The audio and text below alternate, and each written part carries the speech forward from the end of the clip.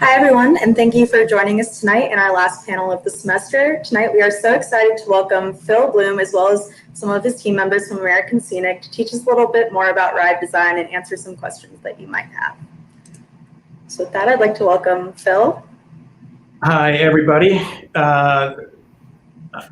I'm Phil Bloom. My company is American Scenic.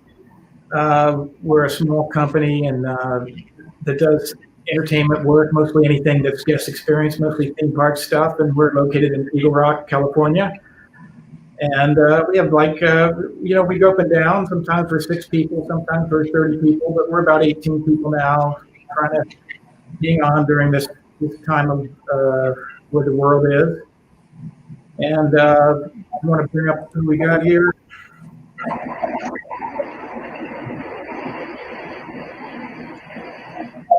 All right, Rod, why don't you start because you're the old man? Sure. Hi, everybody. My name is Rod Bejdani, graduated SC in 04 with a theatrical design and production major.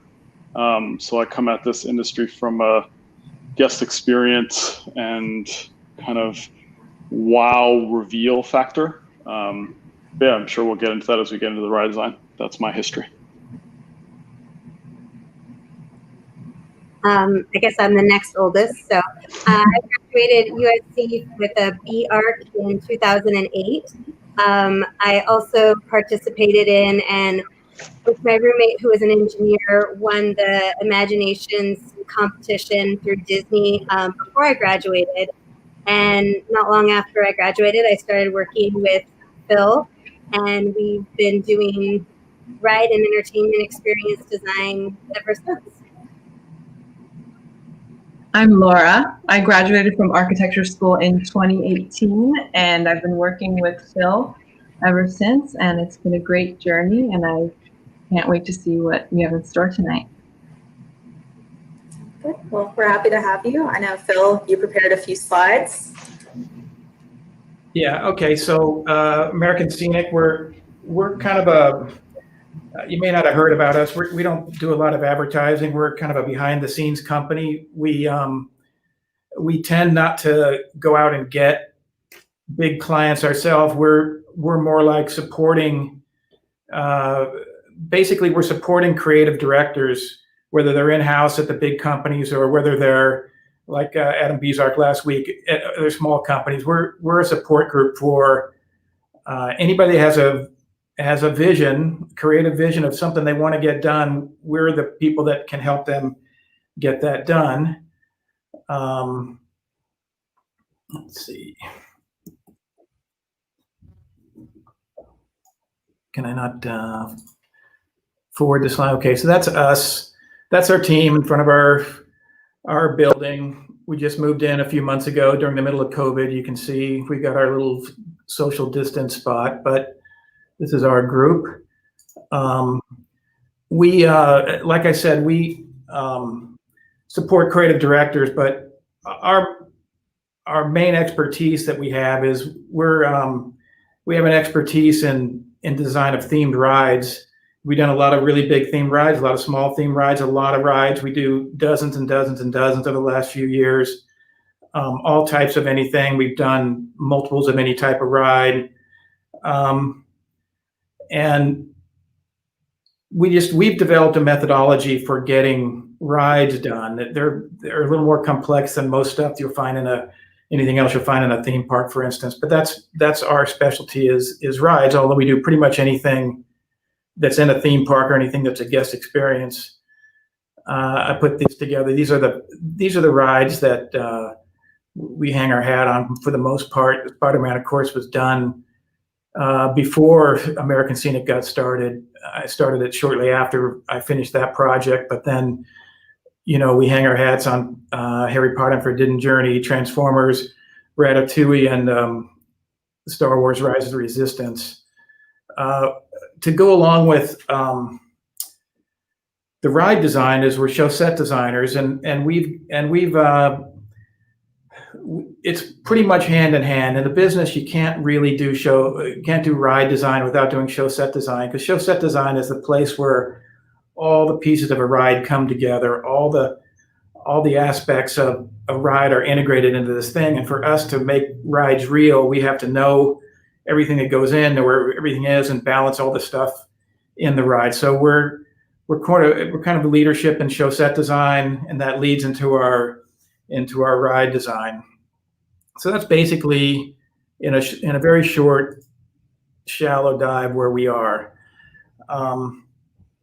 Okay, so I think I want to talk about some specific ride design stuff, but instead of doing like a deep dive or an overview or anything, I'm just going to give a small set of slides on one particular aspect of that we got to take in consideration on the ride stuff, and then we'll open up to questions. I think this session will be mostly, this whole we expect mostly a lot of questions. So I'm just going to go through this real quick, and so I've got a series of breakdowns of stuff I could talk about, but in this case, we're going to talk about ride capacity. And ride capacity is sort of a technical thing, but it's a big part of any ride. It's actually probably the first thing that you get when you get a ride assignment. How many people per hour is this ride got to be? Because that will drive everything. Everything we do is driven by that. And if somebody came back anytime later after the beginning and changed the ride capacity requirements, you pretty much have to start over. Anyway, so THRC, that's been a phrase in our business a long time. Theoretical hourly ride capacity, and that's a big thing. That's a big thing for us, and you get there by number of seats per vehicle, formula time at dispatch interval, and that equals theoretical ride capacity. Hourly ride, we count hourly ride capacity, and so it's kind of a big deal because it's really how everything's funded. How many people can get on the ride per hour? How many people can get on the ride per day? Means how much the park is willing to put into that ride. The bigger parks need a lot of throughput, a lot of hourly capacity. The regional parks don't need as much. Some of the parks in Dubai and China and those places, they don't need even half or maybe a third of what a Disney ride would need. But it's a big driver. THRC is a big driver in the start of ride design all the way through. All right, now this is just to, a lot of people get confused. The length of the ride doesn't factor into the THRC. The length, no matter how long the ride is, how long that noodle of a ride is, it doesn't matter. THRC is about processing people. How many people can you process through the funnel point and get them through the chute and into the ride per hour? So it's not a matter of making the ride longer or adding more cars or anything. It's just how many cars can get past that start gate. That's just to clear up a misconception some people have sometimes. Okay, so that's THRC. That's kind of what we used to always base rides on. Now, probably, I don't know, 5 or 6 years ago, people really started demanding an actual hourly capacity rather than a theoretical hourly capacity. And the parks need, when they're developing rides for the park, they need more accurate information on how many people it's going to carry. And so they need actual hourly capacity. So I'll give you an example why. And I pulled this one up. This is a Spider-Man ride. So when we did this, the ask for us was to make a 2,400 hour capacity ride. And so we ended up with a 12-seat vehicle, and we dispatch them every 18 seconds. So if you can take a 12-seat vehicle and dispatch it every 18 seconds, you get 2,400 an hour. Now, what we did do was we had a dual dispatch, meaning we dispatched 2 cars at a time. So we had 2 12-seat cars dispatching every 36 seconds. And that would give you theoretically, that gives you your number that you need. But the fact is, actual, maybe 1,600, maybe 1,800. It didn't come close. We never dispatch a car. I don't think in the history of that ride have they ever dispatched a car in 18 seconds. Maybe 22 or 24, but never 18. I mean, it's just too much work to get people through the shotgun gates to the car, put the lap bar down, close the door, check everybody's restraints, dispatch the car, move the other cars up and get that loaded. It just is a lot of work. And so this is what the actual comes in is the operators and us, we all work together to find ways to get a better actual number. And so THRC is very mathematical. You can actually, it's just math. AHC is, it's THRC. You got to start with the THRC, but then it's all this voodoo. It is really unexplainable. And the operators, they can't tell you either. They can tell you once you do stuff, if you get better actuals. And so you have several rides with the same THRC, but the actual is completely different based on, I just threw whatever I could think of right off the top of my head, station design, seat restraints. I mean, if you have lap bars versus seatbelts take longer, and it'll cost you an extra half a second per person or something. Vehicle doors versus not having vehicle doors, and different types of vehicle doors. If they're sliders is one thing, if they're foldovers is another thing. Seats per row is a big deal per THRC or even actual ARC. If you have a vehicle that only has 3 seats per row, a lot of times you have an empty seat. You'll have a family of 4 and they fill up 2 and 2 and they have 2 empty seats. And so the parks don't like 3 seats in a row. And there's a lot of rides have that. Ratatouille has it, and Test Track has it. There's a lot. I mean, it's actually the coolest shape of a car, but it's the worst for AHC.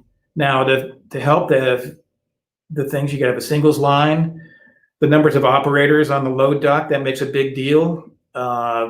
If you have more people working, they can move faster and get the people checked and move the cars faster.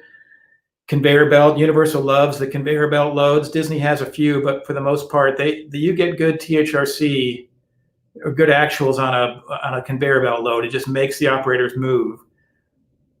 You can have separate load unloads. You can have dual loads, split loads, through loads, dispatch points, dispatch holes, buffer zones, separate loads for ADA station. That always helps. You can pull the car off and load 88 people at their own leisure and then insert them in when they're ready, rather than taking everybody's time to transfer from a wheelchair or something. So there's a lot of voodoo, but it's a lot of stuff goes into turning THRC into AHRC while we're going through that. And this is why it might be kind of important. I mean, okay, this is Rise the Resistance, and it has a pretty healthy AHC. 2250 is what we're shooting for. But even if we shot 2250 every hour of every day for the 16 hours, 8 in the morning till midnight, we'd only get 36,000 people on the ride during a single day. And the average attendance at Disneyland is 51,000. Sometimes it's 60,000 or 70,000. Sometimes it's more. So sometimes, and then you never really meet that 36,000. So even with a healthy ride like this, you're not going to get half the people that come to that park are going to be able to get on that ride. And so there's pressure, especially at the big parks, the big Universal and Disney parks, to get capacity up on the attractions. It's very expensive attractions. A lot of people want to get on them, and now only half the people can get on. And that's if it's running. That's if it's running good. Okay, so this is an example of conveyor belt loads. Okay, so conveyor belt loads, they keep the thing moving, and the operator's got to move, and people can get on. And here's an example of Haunted Mansion. It dispatches one little buggy it's a continuous load, but every 3.5 seconds, 2 people go out. This is Forbidden Journey on the bottom, and that's every 7 seconds, 4 people go out. And Haunted Mansion generally meets its AHC equals THRC. Sometimes it gets more, because sometimes they still have 3 people in a seat, and you get more people per hour than even your theoretical. Forbidden Journey, many hours of a day when it's operating, it gets the full THRC. They get a good system down to pack every seat and keep the thing moving. So the conveyor belts work pretty good. But okay, so that's the Kuka ride and the Omni Mover. I threw this in there because this is the Kuka ride that we did for Universal Harry Potter. They need a huge capacity. They need 2,000 people an hour. And so dispatch every 7 seconds, huge challenge to make a seamless ride where you don't see the other vehicles. These are humongous vehicles too. They only got 4 seats, but they're humongous, like you can see. And they dispatch every 7 seconds. They're going 4 feet a second. They're only 28 feet on center. They're really close to each other. yet we don't see the other vehicles because of what we have to do to hide them. Now they did another KUKA ride in the same guy. Some people in Thinkwell's team on the Abu Dhabi park for Warner Brothers did a Batman KUKA ride, but they don't have the THRC challenges. They only need to get 720, so they get to dispatch every 20 seconds. It's a big difference, and you can do a lot in that 20 seconds in terms of getting scene separation and a lot more you can do. Same vehicle, technically the same vehicle, the same moves it does, but now they're 20 seconds apart instead of 7 seconds apart. So I got a lot more options of what to do. Honestly, meeting capacity is one of the most challenging things that ride designers do. It's the hardest thing to put up with. And whenever I get to work on a park, a ride in Dubai or China or someplace where they only need 700 an hour, 600 an hour, 1,000 an hour, it's really kind of like being on a vacation. It's a lot less things to worry about. Here's another impact of THRC. I just did this as a highlight. The more THRC you need, basically what you're doing, you're managing people, and you're managing the numbers of people past basically a funnel point. And to manage that many people, the more THRC, the more complicated your load docks get, and the bigger they take. I mean, I just put this highlight down. You just think about the load dock. Huge percentage of the building, 15 or 18% of the building is just to manage the people to get on and off the ride. It's a huge investment, and every time you want more capacity, you really need more real estate in the building to manage all those people. And I just highlighted the load docks, not even the queues or anything. So it's just a big issue is, when the park asks for more capacity, they wonder why the buildings get big. And a lot of it's because managing the people, it takes a lot of real estate to do that. Another important aspect about THRC, and there's dozens and dozens, I'm not going to go through all of them, but it's the intimacy issue. I mean, if I have a low THRC, I can have a more intimate ride experience. I can send guests 2 at a time through a thing, and there's 2 people in a little car can have a much more intimate experience than something like Pirates Shanghai. Huge capacity, over 4,000 people an hour they need to get through that thing. And so basically you just got a movie theater seating that just is on a boat, and they send those theaters through the thing. Now you get away with it, and it looks like the challenge is the more capacity and the more you do theming wise and scene separation wise, the more your vehicles get bigger to a point where that's a 40 passenger boat dispatching through that, traveling through that environment. And it just highlights the intimacy issue of, and there's a balance between intimacy and guest experience with a big theater group.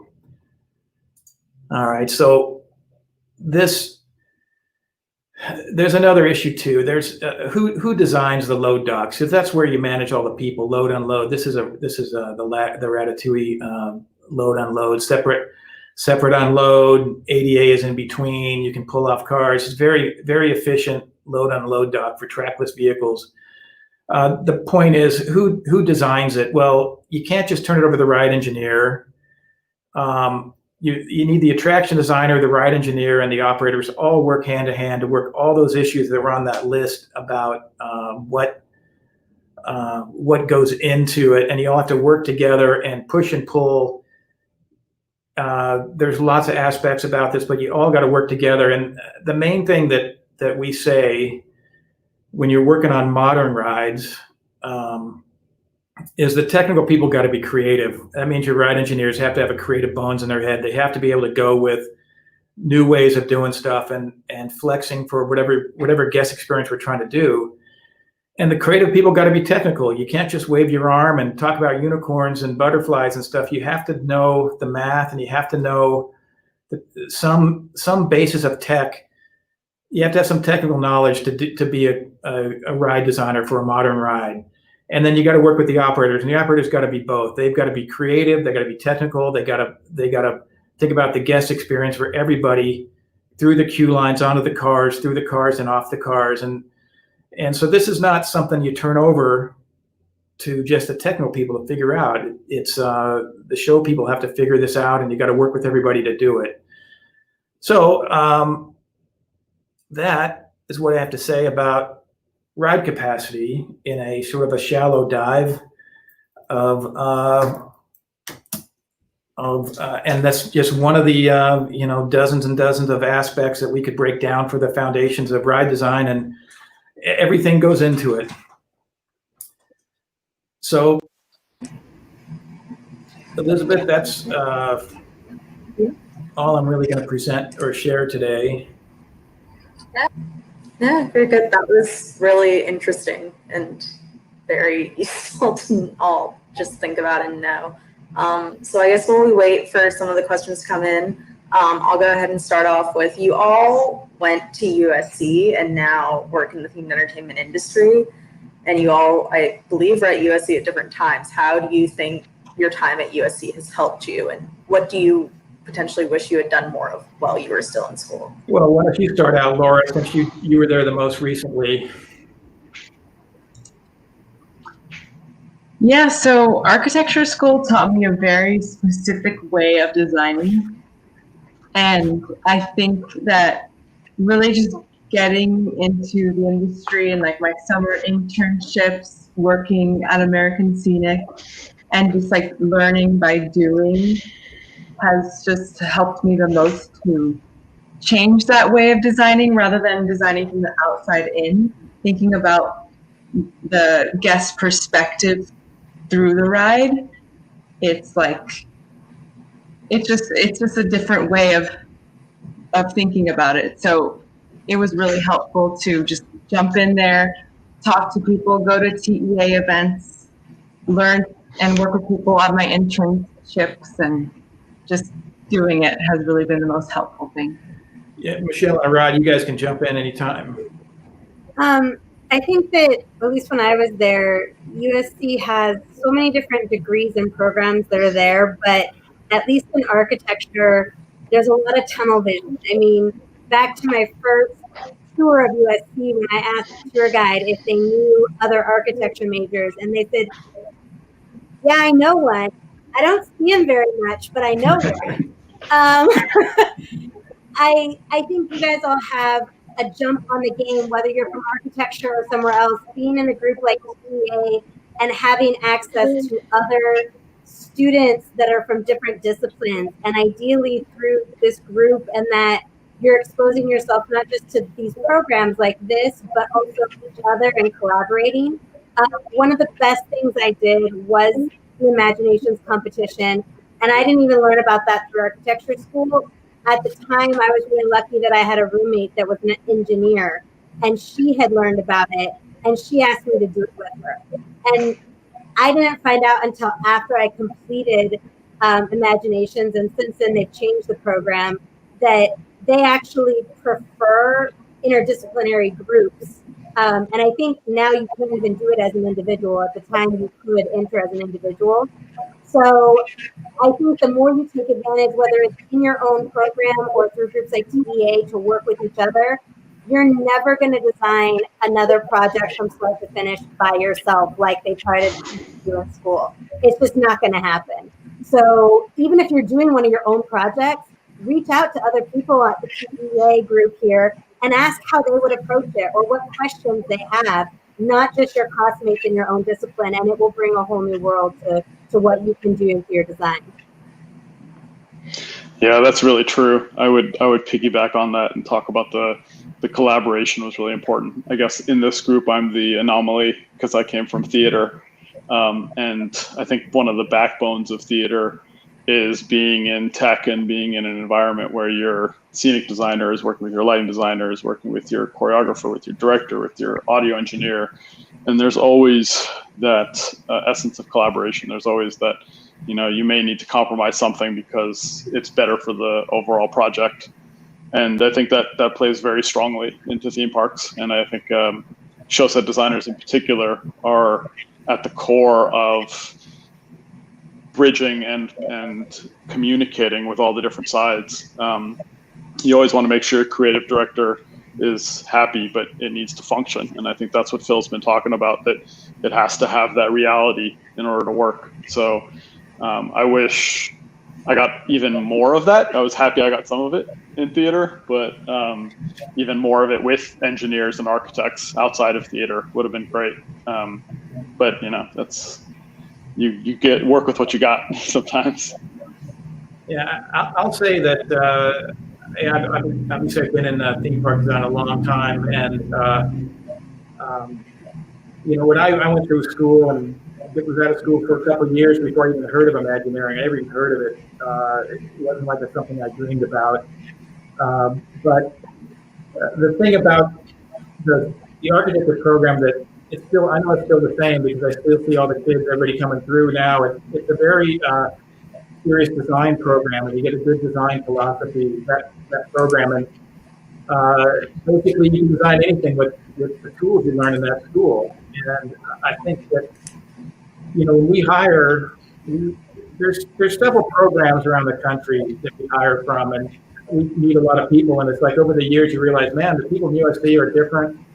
There's a bunch of other schools that are up there too. We got a bunch of people from Michigan, some Syracuse kids, some other stuff, but USC has it's something that there's a commonality between the USC kids that come in. It's just the way the school is. And I don't know, I think it's a big school that's on a small footprint. Everybody's kind of crammed together. And what you guys are doing with that TEA program, where everybody knows each other, that's how we work. That's how this profession, that's one of the great things about this profession is, you know, being an architect, you're around architects all the time. Being in this business, everybody is from every place. And I don't know, I think the school,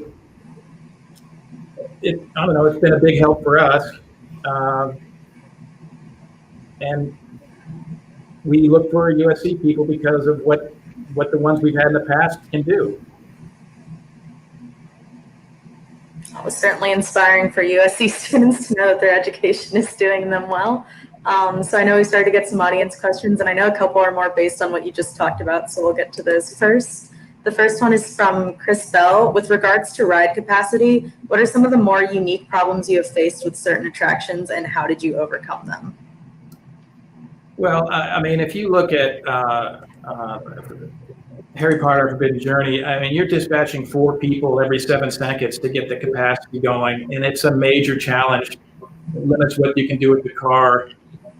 In that case, to tell the story and to meet the capacity and get the scene separation, you'll notice we created these video domes, and it's a way of getting, they solve a lot of problems that we have with the car, but it's a total invention based on solving the THRC problem and keeping the story going and keeping the cars separated. I mean, every single ride has issues like that, but that was the biggest challenge of that attraction. All right.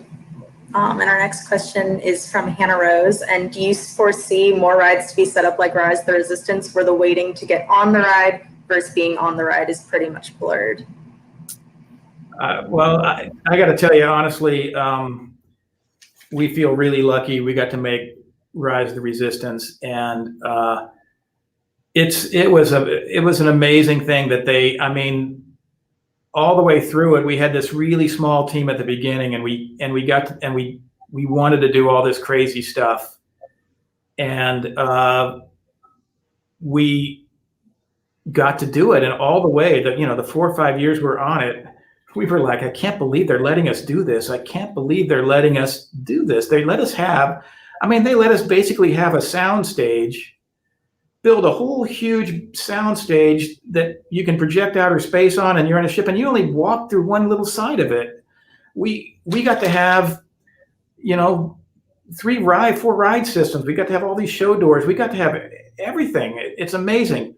People say that ride's a game changer, but it's really not. The game's going along here. Rise is way up here, And the game's going to continue on down here. There's nothing going to be like Rise for a long time, especially now after this COVID adventure. It's going to be a long time before somebody says, you got $400 million and you get to do whatever you want. So we knew we had this awesome team, really great team. And everybody on the team, it's really great when everybody on the team knows they got something really good and they know they're getting away with something. I mean, we really felt like we pulled one over on Disney to get them. And I told that to Scott Trowbridge as we were getting close to opening. He said, "Oh yeah, if they knew what they were getting, they would have never let you do this." And so Rise, it's a pretty complete package from the moment you walk up to the queue line all the way through the end. And that's what's the beauty about it. We try to do that every ride, and a lot of times you just never get to do it and you got to compromise. And so far, that's the closest we've come to a complete experience. Yeah, and Phil, if I can chime in, I mean, to look at the history of the queue experience as well, I'd say the first one that made a difference was probably Indiana Jones, right? Where they developed the queue enough and had a lot of hieroglyphics and really tried to immerse you from the moment you walked into that marquee. Whereas before that, things, it was just a queuing up, waiting in line thing. And I guess Rise being the next iteration is trying to get us involved even earlier and earlier. So, I think it's a good thing to kind of look at the future of how do you get people into that kind of experience if you don't have the huge Rise budget? How do you get people engaged and interested? So I think that's going to be part of the future. Just how is not exactly clear. Well, Indiana Jones is interesting because when I was on that ride too, as a set designer when I was younger, that queue line was also something that we got away with because the building was way back on the other side of the train track, the other side of the monorail track. So we had this big long queue to get through, and you have to do something with it, right? And so they were some really Chuck Ballou, Dan Ju, these guys, they just killed it with that queue line, and they basically got it through. And hey, we got to do something, right? But it was more of an accident. Nobody set aside and said, let's have a great queue. The only real great queue, the first real great queue probably was Star Tours. And I think they did that because they felt like, well, you're going to be watching a movie on this simulator. There's no scenery in there. Let's have some scenery before we get on the simulator. And then that started the theme queue, really, as far as I could tell. And then Rise just got to take it to another level. So it's neat, though, to compare Indiana Jones to Rise. Tying back into what you were saying, Phil, about THRC too, is that it is we all like to think that designing a theme park, designing a theme ride is all about the ride system and once you're on the ride. But the more park attendance increases over the years, the more really design it can't ignore people management and how that flow. So if you're not on a 3-minute coaster, you have to be somewhere in the park and you want to be entertained. If you're in a queue line, you're going towards something. So the more engaging you can make it, and that's where Rise really just blew everything out of the park, is because you feel like there's like a mini ride within the queue line, and you feel like you're on the ride before you're on the ride. So most parks aren't going to have that budget, but even if you don't have that budget, we keep getting asked for longer and longer queues. It used to be like a 15 or 20-minute queue line that you have to design, and now you've got to design a 45-minute queue line with a 20-minute overflow queue, which usually means less theming in the overflow queue. So it's all about where these people are before they get on your ride and how do you immerse them so they're ready. Like in Star Tours, you are already with the characters. You are already there before you ever get on the simulator. You actually reminded me too, Michelle, there's a very key point about like when you get on the attraction too, because you may have VIPs or you may have tiering of tickets that, push people through certain parts of the queue. And that's part of the design consideration is how much do you put story and theming into something that some people just may never see. Yeah, between singles lines and VIP passes and fast passes. But even with all of those tiers of tickets, you still usually have a full capacity queue that everybody is waiting in. Sure. And the theory is most people, unless you do go for that super VIP experience and you just want to get on that ride, most people that are in like a singles ride or a VIP, they've probably been in the queue at least once. Yeah, possibly. Yeah. I'll just say I definitely noticed the importance of queues and flow when going over the summer to Disney, when there were no wait times, and just not having that break where you pause and you anticipate the ride definitely made a difference. And then another follow-up question that I see one of our audience members actually asked that I was actually going to ask too was, do you see now with COVID a shift in designing for COVID, either with spacing in queues, spacing in vehicles? Do you see a switch in design to focus on fixing that issue for the future? It's hard to say. I mean, my guess right now would be that no, it's not going to change. It's not going to change. It's an anomaly, a blip for now, but we're not going to design things in the long run for mask wearing and social distancing. It just seems like who really knows? I don't think so. I mean, the big companies, Universal and Disney for sure. A lot of nobody's really knowing. They're stopping development on almost everything now, just to see what it's like. Once the curtain goes up and we switch to the other side of this thing. But if you're asking me, my guess is long run we'll be back to where we were, and we won't be designing rides for social distancing. Yeah, part of it I think is a just fiscal thing, right? Because back to THRC again, sorry to harp on this very technical thing as opposed to some of the more fun, but if you take a Spider-Man ride or Transformers at 16 people and all of a sudden now you can only put 4 people in there, you're getting that so much less capacity, and then that means fewer people are doing things, fewer people come into the park, less money. It just kind of boils down to that sometimes, unfortunately. Fair enough. Well, and right now the temporary barriers aren't the most attractive things in the world. So our next question is from Dominic Diaz, and it is one of the most difficult design challenges you have faced, and how did you go about solving it? Well, I'll tell you, in our business, it's going to sound weird, but there are two main challenges. That the hardest things to accomplish are total immersion into the IP, into the intellectual property, immersion into that thing. Now, immersion's a word that gets overused, and some people don't like to use it anymore. But when I say is like when you're in Star Wars, you want to be in that world, and you don't want anything from the outside in there. So when you challenge yourself with total immersion and you challenge yourself with capacity, those are the two biggest challenges. And the great rides are ones that address both. Some rides they're really fun rides, but they don't address either. Midway Mania is a really fun ride, but it doesn't immerse you in anything, and you just stop at game. You stop and play games, and you move and stop and play games, and there's no capacity. It's very low capacity, and there's no immersion. It's really fun, but try to make that immersive and get a capacity up, and it's a real challenge. And I've worked on studies like Midway Mania where it's like, okay, let's try to get the capacity up on this thing, and lots and lots of studies on how to do it. Can you put more people on a screen when you're shooting at stuff? Can you what are the tricks you can do? It's very, very difficult managing more people, and the complexity of going from 1,100 an hour to 2,000 an hour it's 5 times the difficulty. And I don't know where it's going to go capacity wise. There's a lot of pressure to get really big capacities. But honestly, we could talk about scene design.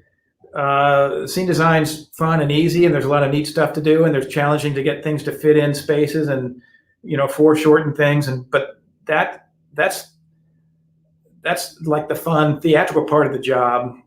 None of that stuff pays off unless you can get it, like what Michelle was saying earlier. You have to make it real. You have to do all this stuff to make it real, and that's the challenge. So if you challenge yourself with immersion and capacity together, those are the 2 hardest things to do in our business, I think. On a less tangible sort of way, the other challenge that I think all of us as designers have to do is is marrying that creative vision that somebody may have just waved their hands or drawn a pretty picture of, and marrying that with a physical building. Let's put a budget aside for a minute. I've actually worked on a lot of projects where there was an existing ride or building and you fit either a redo or a whole new attraction into an existing ride. And for me, that's where architecture and engineering kind of stuff really comes in, but being able to communicate with people who don't consider themselves technical, who consider themselves as artists or creative. And so being able to talk both of those languages a little bit. To me, the art of a compromise is really when both sides think they got the best deal. So as a show set designer, where we really are coordination designers and we document the we do the design and document the coordination package, the job I see ourselves filling is letting our creatives think that we figured out the best real life way to build their creative vision, and letting the technical people and the constraints of a building, a ride system, whatever, feel like it is best displayed by and gets to say what it needs, gets to be what it needs to be without, our set work getting in the way. To me, that's a challenge with every project we've done. And, throw in a value engineering here or there. And when we get something built, it's a success. And that's one of the things that working with American Scenic has been great, because in school, you do a lot of projects where you don't have a budget, or you get to make your site. And so you can make all of that work in your ideal world. And I also have a lot of associates and colleagues that do spec projects or projects that, look really great in the art, but it never gets past a concept or maybe a light schematic phase and doesn't get built. Those are great projects and great exercises. But one of the things that American Scenic has afforded myself and the other designers there is, I'd say about 90%, if not more, of the work that I've done, it changes along the phases, even after it leaves the work I do on it, but it's gotten built. And so even if it changes after I've worked on it, I can see how it's changed, and I can use that to learn and design better for the next project. Yeah, I'll chime in with agreeing with all that. And then a specific example, I was fortunate enough to work on the Fast and Furious attraction over at Universal Hollywood. And I came in after Blue Sky, which would be kind of understanding the general concept and having a sense of what's going to happen and having some reality built in, but more just a conceptual level. And as we developed it, there's one scene where there's a lot of dancers in the space, and the technology used to capture and display that kind of limited how we could set it up and where. And as we developed the technology and figured out how to execute that, then we realized sunlight was going to be an issue. So we had to essentially add a whole extra scene. And it was early enough in the process where we were able to integrate it and make it part of the story. But that was an interesting design challenge of, okay, first get the technology right, but now you have an actual impact to your creative story. You don't want to redo the whole thing. How are you going to develop and add and work around this? And I think our team did a pretty cool job of trying to create a space that still fit the story and still had a cool experience, but fit the technical requirements. So that might be a more specific example. And then if I can kind of tangent, I'm curious with Laura coming out of school in the same kind of design challenge. You kind of mentioned the architecture had a different way of thinking than maybe we do. Can you think of any example where you had to really change your thinking to accomplish our design challenge? I think with a particular ride vehicle that we have worked with, your view is directed at one spot at a time. So instead of like being a person going into a space, like an architectural space, you really have to be in charge of what the person is seeing at the exact time going through.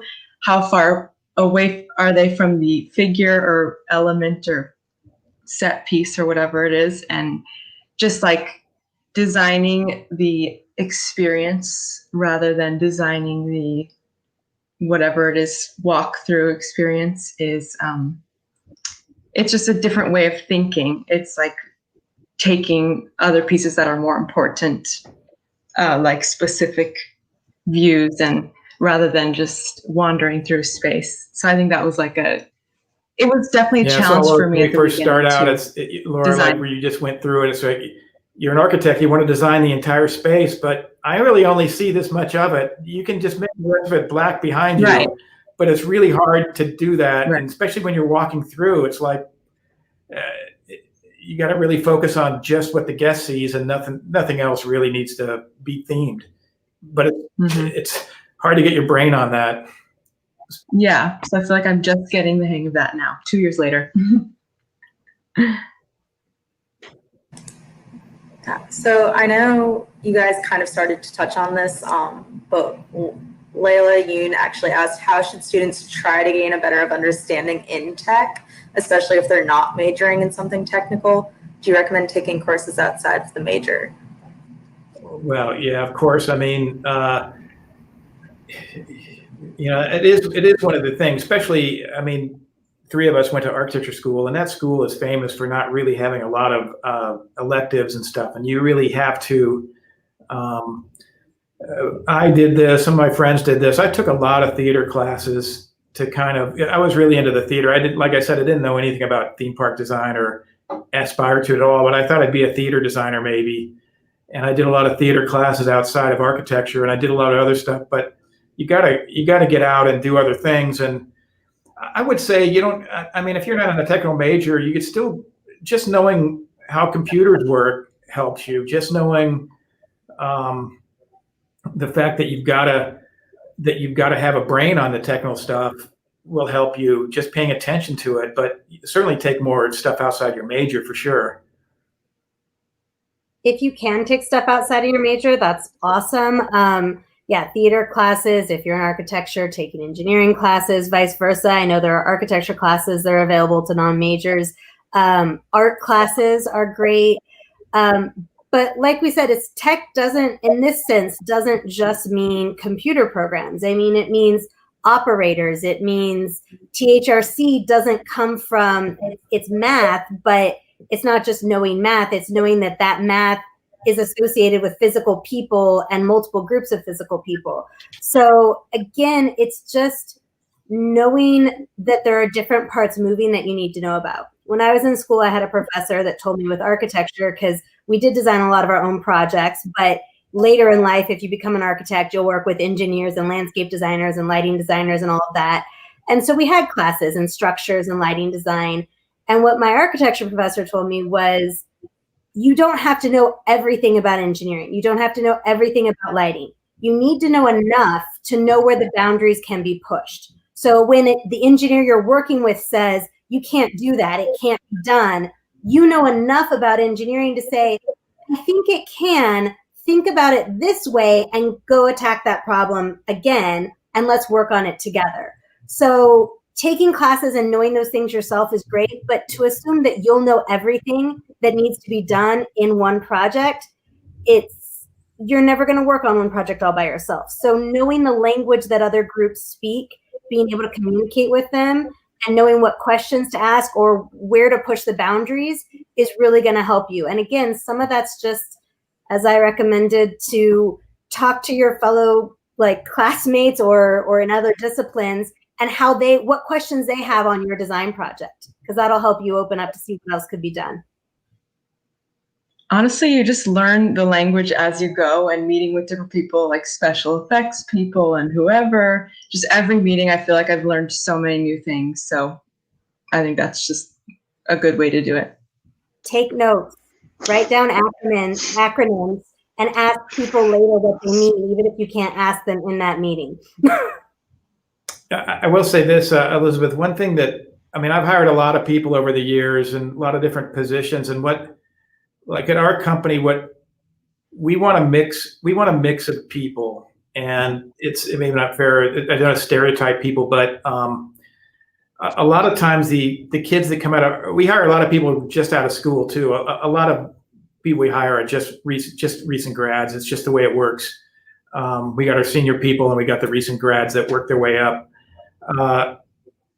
And so we don't expect them to know anything in our business. We expect them to come with tools. But the one thing we do is I don't want to hire too many architecture kids or too many theater kids. We like to have a mix. And the stereotype is this: the architecture kids can draw really well. And drawing really well means that I can take you the very first day, I can sit you in front of a computer and you can contribute that day. And then while you're contributing, you can learn how to do, we got a really good onboarding methodology. I think Laura might agree with that, or maybe not. But we can throw you in right away and teach you stuff. But so the architecture kids right away know how to draw, typically. The theater kids and the kids from art school have really good show bones. They know the show. They know the show must go on. They know aspects about telling stories and stuff like that. But their drawing skills may not be up to speed. That's sort of what we like to mix, because some of the architecture kids are too technical. They don't have a lot of show bones in their body. And the theater kids have a lot of show bones, but they don't have the technical drawing stuff. So we put them all together, and hopefully they can teach each other and learn from each other and learn from us as a group. Now, I will say this: Rod was the one guy. I mean, you've been out of school for like 80 years now, Rod, or 16. Like one of the only theater guys I met that knew how to draw really, really well right out of school. He really had it mastered. That's really, I think it really helped your career that you came out. I don't know how you did that, Rod. How'd you come out of theater school knowing how to draw? That's actually a good question. So theater, we actually didn't learn CAD, I want to say, until my very last year in an architecture class.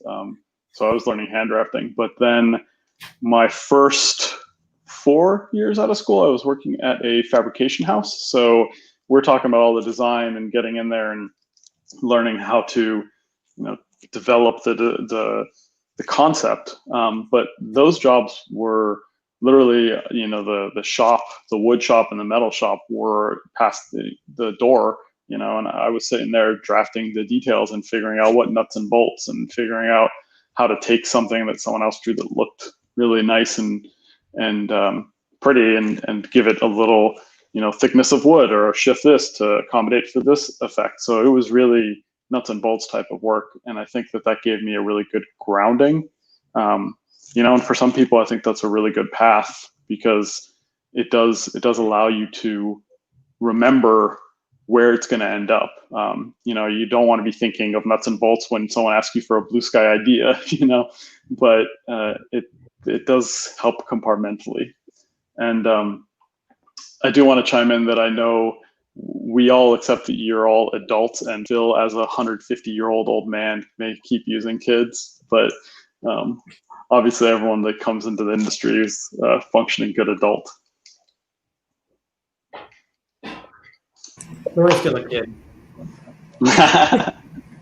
If you're in the industry, you should maintain being at some part of you being a kid, so you can see things.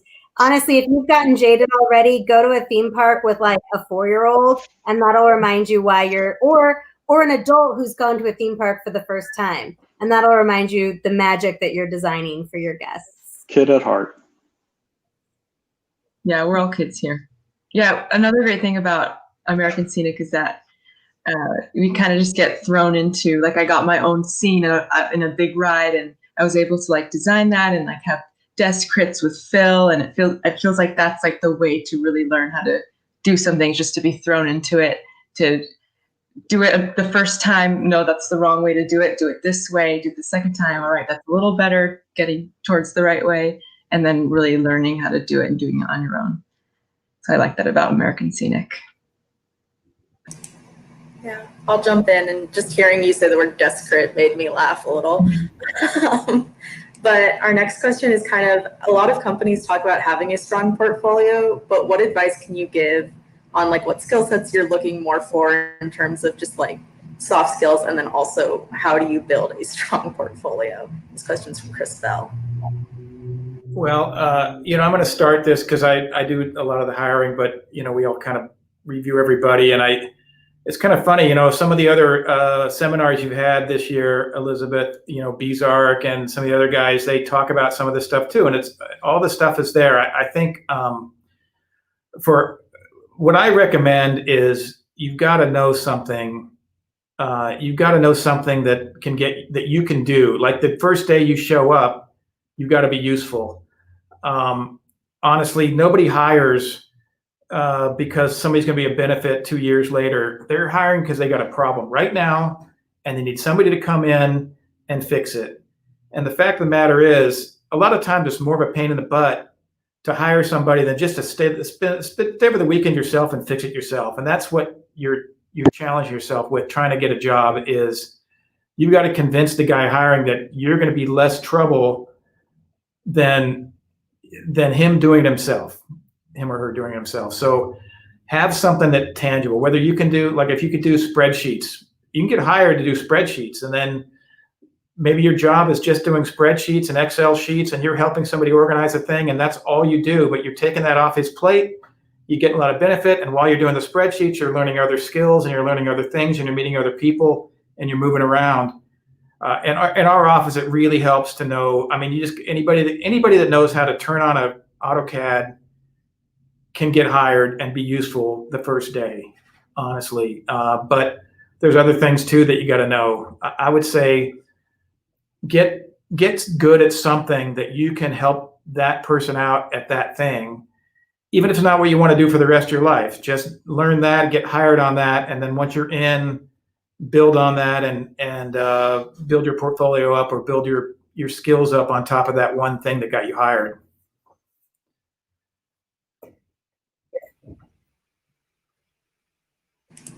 All right, and then I'll ask this question because it came up twice in a row, so it seems like our audience really wants to know the answer. And this was from Hannah Rose, and then also Joseph Owen also asked pretty much the same question. The gaming, interactive media, and virtual reality tech industries keep growing. How do you see these intersecting with ride design? Or do you see them intersecting with ride design?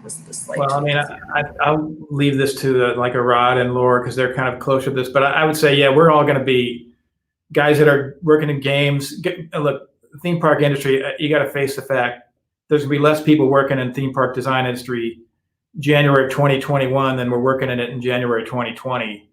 And people I've worked with are going into the gaming industry and going into film and other peripheral things because there's less theme park work now. But there's a lot of crossover. Over the last few years, I've worked with a lot of guys that came out of gaming and took those gaming skills into theme park design. A lot of it, they started bringing in pre-visualization tools and then worked their way into design teams from that. But there's a huge crossover for all those industries. And again, I don't know how those industries work, but theme park industry is always going to take everybody, and we're from everything. We're from all over the place. And up until recently, there was never any theme park schools. Everybody came out of theater or art or architecture or something. And so they're all going to come into theme parks sooner or later, and we're all going to have to go out and do peripheral stuff like that while the work's slowing down. That's where I see it. I think the first key word I heard too was tool. These things are tools that are really helpful for the design. So I think we're already using, it's been years that people have been doing 3D digital design for scenes and taking that into previs, and then the benefit of putting it on a VR headset is already being implemented. That's current. How is that going to then go into guest experience? That's another possible topic. Seems really challenging. I know a lot of people have tried to tackle the AR question, and is it worth being in a physical environment where then you have to pull out your phone and interact with something and engage? Some people say yes, some people say no. I think it's just going to be up to individual designers. Personally, I would say the more we stay in our altered physical reality that we're creating, the better the experience. The more we can touch, smell, see, interact with things, the better the guests will enjoy this kind of vacation from the real world, as it were. So that's my take.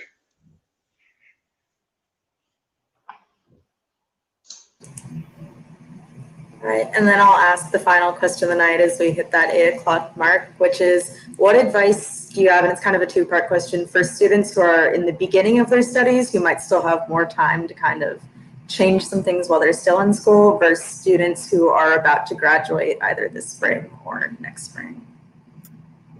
Just any last advice? Well, Laura, you might have some words on this. I know we met when she had gone through, I can speak for you now, Laura, but she'd gone through architecture school and may have thought about leaving it. She maybe want to stay as an architect, but she wanted to do theme park design. And when I met her, I suggested stay in the major and finish it, because actually finishing as fast as you can is probably the best idea. But don't hold yourself to one thing. So she was able to finish and then, but bridge that right into our business. Honestly, we've talked about it before. You have to take more than just what your major is, and you have to get out there. And a lot of times, like Michelle said earlier, architecture kids, a lot of times they just stay with their kind the whole time, and they don't, they have roommates and stuff like that. You've got to get out and hang out with everybody else and hang with other creative people. I think that's why we all recognize the TE at USC is really an awesome club, honestly, because you're mimicking what we do in our world, which is we mix with everybody. And I would just suggest do that. Start as soon as you can. You want to correct that, Laura, how you did that, or? Yeah, no, I think what you guys have done with this club is great. And I was at USC when the themed entertainment minor was just getting developed. So I think taking advantage of that minor would be awesome. And honestly, just getting through school. And once you're through school, you have the whole world ahead of you. And yeah, so just get through it. I had a professor my freshman year that said, make friends that aren't architects. Your architecture friends aren't going to get you jobs in the future. And at the time, having architecture people around me, I thought that was a little bit like, I like these people and who knows, we could all work together. But looking back, there's some wisdom to that. But not just about getting jobs. It's about, like I said, how you approach a problem and who you'll work with in the future. You're just starting out in school, freshman, sophomore, whatever. Take other classes, be a part of the TEA. We didn't have TEA at USC when I was there, but I was a part of the Architectural Guild, which had a lot of allied arts professionals in it. And that also is a good thing, because talking to other students your age is great, but start talking to other professionals. Architectural professionals can sometimes be a little scary. They wear a lot of black, but they're not that bad. But in our industry, we wear jeans to work most of the time. So, right now, depending on your workload, if you can get a part-time job, that's great. We have somebody who only recently left our office, but he came and worked with us. He was in the summer. He came back in spring break. Then he came, by the time he graduated, he had been working with us longer than some of the people that had just graduated and had been working with us for a full year. And I think that really helped he was very much into theme entertainment design. He was all in, but it helped him drive where he wanted to go in his career sooner, because he got exposed to it. Working with us just as effectively an intern, he got to sit at Disney and work with Phil on a project. He got to sit in our office and do red lines, but he also got a scene where he was, doing 3D models. So if you can get a job, great. If you can't get a job, reach out to professionals, people like us, other people that have been on these series through the TEA, and ask to do, whether it's coffee or a Zoom, and get on one-on-one and start to talk to people, because portfolios are great, resumes are great, but people are the ones that get you jobs. So the more you know people and they know you, they'll, like Phil said, they'll teach you the skills you need if you've got a basic toolkit. But if they know how you work, your ethics, your approach, they're more likely to get you into a job and break into this industry when you graduate, whether you're year 1 or year 5 in school. Yeah, that's really good advice. I mean, I think staying open to opportunities, staying open to whatever you can learn is great. And I think giving yourself some slack might be a good, I think, sometimes people in school think there's only one approach and one direction to get to somewhere. And there's a lot of different ways you can get somewhere. And I think everyone that you've probably interacted with are good examples of that. You can twist and turn and learn new things and still possibly get where you're trying to go. So I think it's just about that learning as much as you can, kind of things everyone else has said. I can tell you right before I got connected with Phil and I heard about his company, American Scenic in Pasadena, I actually thought, I had never heard of it before. I hadn't Googled it yet. And I thought when I looked it up online that I was going to find a craftsman style architecture firm based in Pasadena. And I was okay with applying to that for my first summer after school. It turned out to be so much better. Yeah, that's ironic because when we first were reaching out to Phil, we just saw his LinkedIn as the ride guru. And then when we looked into American Scenic, your website was down. And so for the longest time, American Scenic was the big mystery of, we know that they do these rides, but we don't really know what they do. And once they opened, I was like, oh my gosh. But anyways, thank you all for talking to us. To ask. We figured we had a few months where we were going to figure it out. Somehow we knew that Phil had an architecture background from USC, so we knew to start there at least. That was, I know, what I initially reached out to him about. But thank you all for coming to talk to us tonight. This was a very educational panel and very interesting, great information. Thank you for inviting us. Yeah, our pleasure. Thanks for having us. Yeah, that was a lot of fun. Thank you. All right.